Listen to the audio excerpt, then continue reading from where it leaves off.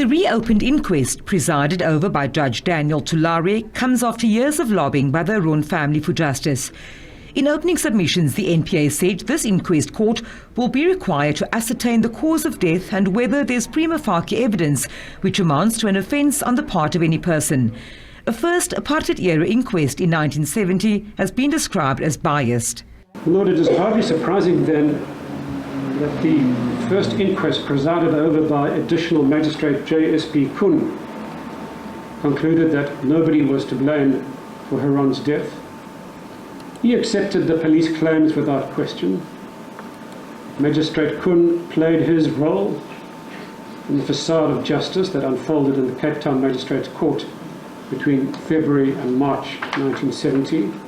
Petersen, who was tasked to probe the matter in August 2020, says he could not find any evidence to suggest that an investigating officer was called to testify in the first inquest, and that it seemed that the then probe was largely kept in-house in the apartheid security branch, particularly to the two policemen central to the interrogation of the Imam during his time in detention. Well, look, I don't know the reason why it wasn't available. But there are important information, as I have explained to the court now. Your occurrence book would give you a picture who visits. If there were complaints or incidents, it would have been recorded in that book. And then the cell register, the SAP-14, the deceased or the detainee's name, surname, we have been written in there. At the time of detention, the occurrence book will tell you who is the person detaining and the reason for detention.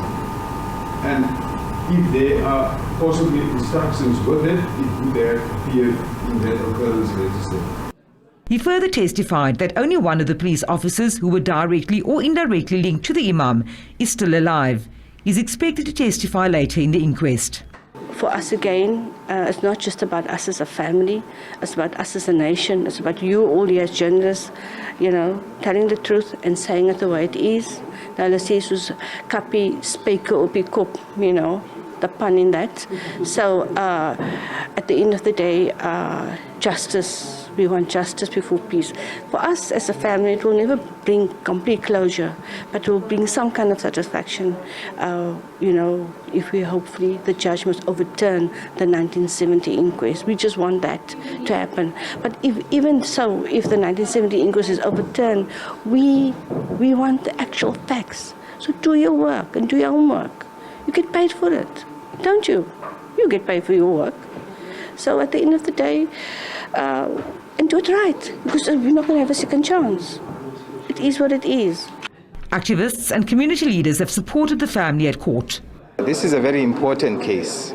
It's at the intersection of the meeting of the doctors and health care providers, the role of the police, and of course of our courts. And I think we've come to this point as a country without instilling a culture of accountability.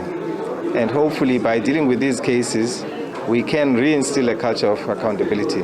We are here to demand justice to prevail for, like you said, not only for Imam, but for all the victims in the country. An in-loco inspection is expected to take place at Cape Town Central and Maitland police stations tomorrow. Vanessa Puna, SABC News, Cape Town.